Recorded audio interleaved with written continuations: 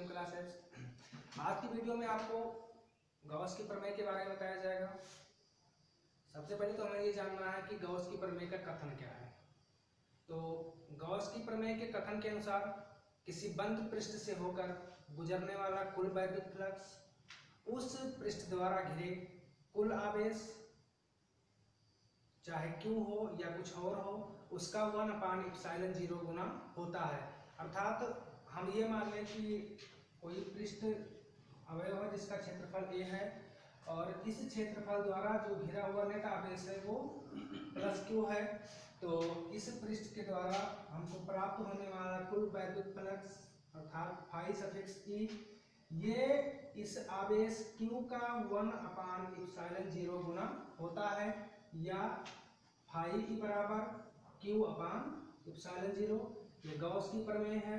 अर्थात किसी बंद पृष्ठ से होकर गुजरने वाला कुल वैद्युत फ्लक्स उस पृष्ठ द्वारा घिरे आवेश या घिरे कुल नेट आवेश Q का 1/ε0 गुना होता है। इसी व्यंजक को हमें प्रूव करना है। तो अगर उसके लिए हम प्रूव के लिए सबसे पहले हमको चित्र देखना पड़ेगा। चित्र में हम देख सकते हैं कि हमारे पास यहाँ एक बंद पृष्ठ है जिसका क्षेत्रफल A है और इस पृष्ठ का कोई बिंदु केंद्र है O है, इस पर +Q कूलम आवेश स्थित है। बिंदु O से r दूरी पर हमने एक लंब अवयव dA लिया है। यहाँ पर हमने एक बिंदु P माना है। O से P तक की दूरी है r। चूंकि हमने आपको घन कोण के बारे में बताया था, किसी गोलीय पृष्ठ के क्षेत्रफल द्वारा उसके केंद्र पर आंतरिक कोण घन कोण कहलाता है। तो इस किनारे की लाइन और इस किनारे की दोनों लाइनों को यहाँ मिलाने पर ये जो कोण हमें प्राप्त होगा d ओमेगा वो कहलाएगा घन कोण। अगर हमने ये कोण पूरे संपूर्ण पृष्ठ के द्वारा बनाया होता तब ये d ओमेगा की जगह पर केवल ओमेगा होता, लेकिन हमने यहाँ लघु अवयव d लिया है। तो लघु अवयव d के कारण यहाँ पर जो भी घन कोण बनेगा वो कहलाएगा d ओमेगा।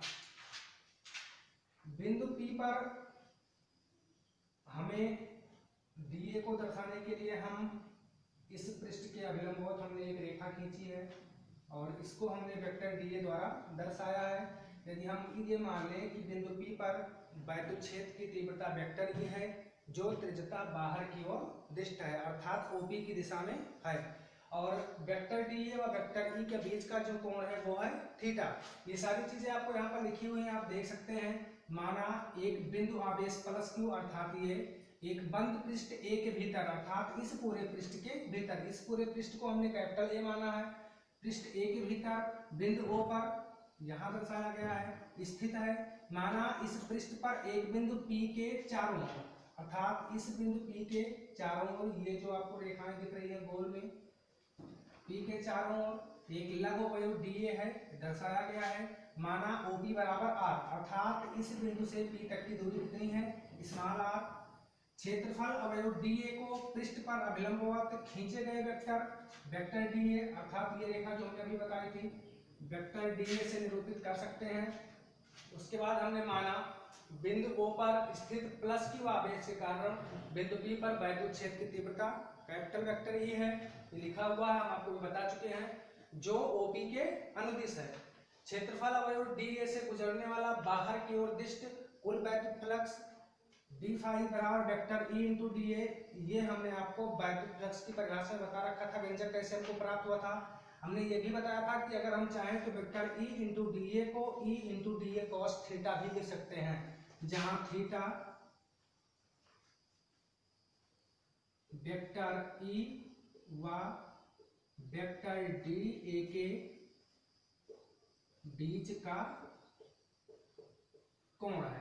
अगर इसको हम समीकरण नंबर 1 मान लें तो चूंकि हम आपको आगे के वीडियो में वैद्युत क्षेत्र की तीव्रता के बारे में बता चुके हैं और वैद्युत क्षेत्र की तीव्रता का व्यंजक भी आपको हम व्युत्पत्ति करवा चुके हैं। उसका व्यंजक हमारे पास था E बराबर 1/4πε0 और इंटू Q/r²। तो यहाँ लिखेंगे, हम जानते हैं या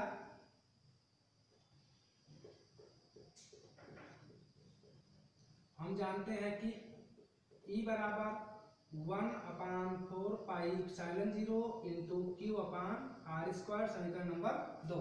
अगर समीकरण नंबर 2 से E का या कैपिटल E का मान अगर हम समीकरण नंबर 1 में रखें तो देखिए हमें क्या प्राप्त होता है। तो लिखेंगे समीकरण 2 2 से कैपिटल ई का मान समीकरण 1 में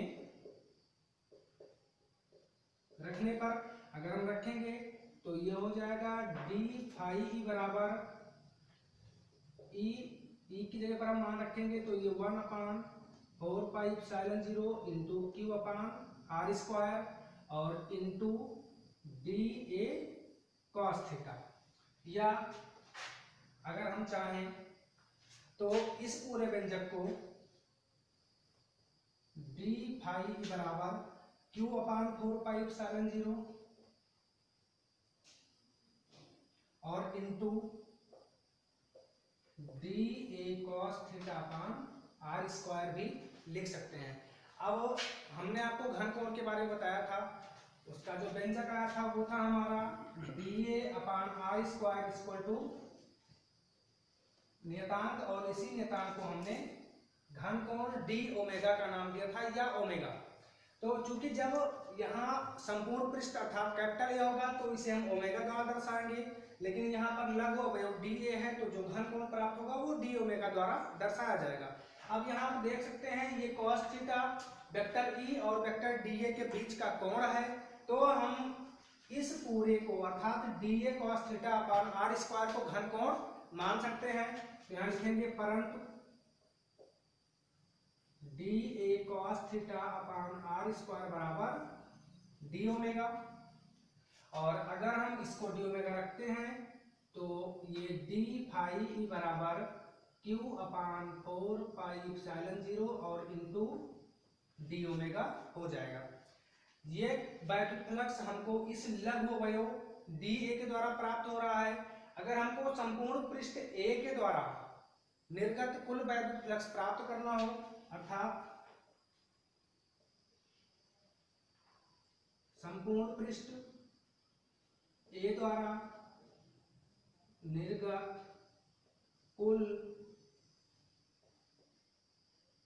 वैद्युत फ्लक्स, तो यहां से डी हट जाएगा, फाई बराबर ये इंटीग्रेशन या रेखीय समाकलन क्यू अपान 4πε0 और इंटू डी ओमेगा। हम देख सकते हैं क्यू अपान 4πε0 इस पूरे व्यंजक के लिए कांस्टेंट हो जाएगा, तो इसको हम आगे ले आएंगे, अर्थात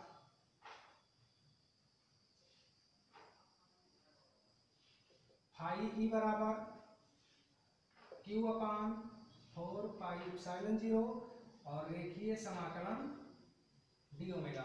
इसके पहले के वीडियो में जब हमने आपको घनकोण बताया था तो हमने इस रेखीय समाकलन डी ओमेगा का मान बताया था, हमने आपको प्रूव करके दिखाया था। रेखीय समाकलन डी ओमेगा का मान 4π आया था, तो यहाँ लिखेंगे रेखीय समाकलन डी ओमेगा बराबर 4π, तब ये व्यंजक हमारा फाई ई बराबर क्यू अपान 4πε0 और गुणे 4π हो जाएगा।